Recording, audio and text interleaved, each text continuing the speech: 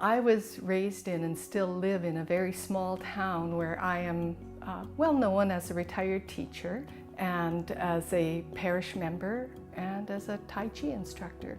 But something that may be a little more unusual to be known for is the homemade buns that I make for people.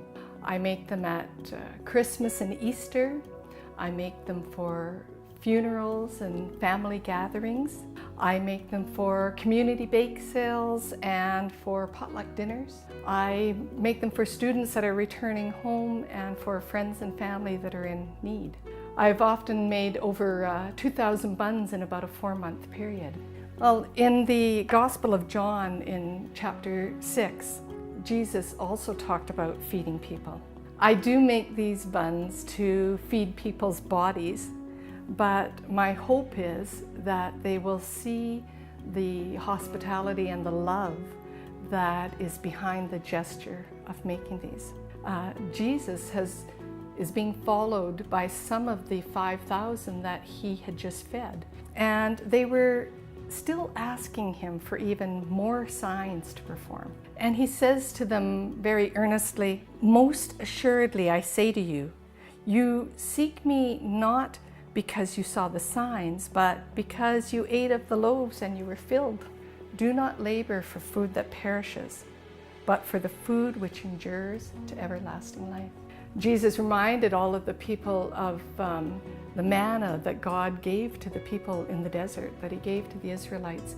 They remembered that they had to gather that bread every morning, eat it, and then it perished by the end of the day. The crowds that were following Jesus at that time knew very well how much their ancestors in the desert complained for food and for meat and for water. They quickly forgot all the caring things that God had already done for them as they had journeyed. And they had even just recently witnessed multiple miraculous signs of his love for them and his freeing them from slavery. Jesus did love these people who were following them. He had great compassion for them and all of their different needs. However, Jesus' greatest desire was to feed and free their hearts and souls. Jesus said to them in verse 35, "I am the bread of life. He who comes to me shall never hunger, and he who believes in me shall never thirst." Jesus desired that they would see beyond his caring for their physical needs. His greatest prayer was to free their hearts and feed their souls with his love, his forgiveness, his peace, his joy.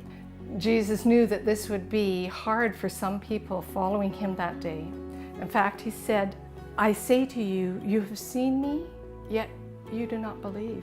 Later on in John 20:29, Jesus says to Thomas and still says to each one of us today, "Blessed are those who have seen me and yet have believed."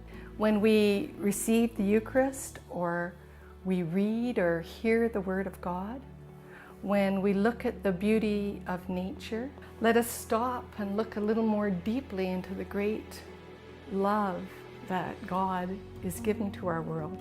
So for the people that you encounter each day who maybe do not see Jesus in this world, it may be our small acts of spirit-filled acts of kindness and gentleness, patience and love that will lead them to the way, the truth, and the life, and will feed their hearts and souls.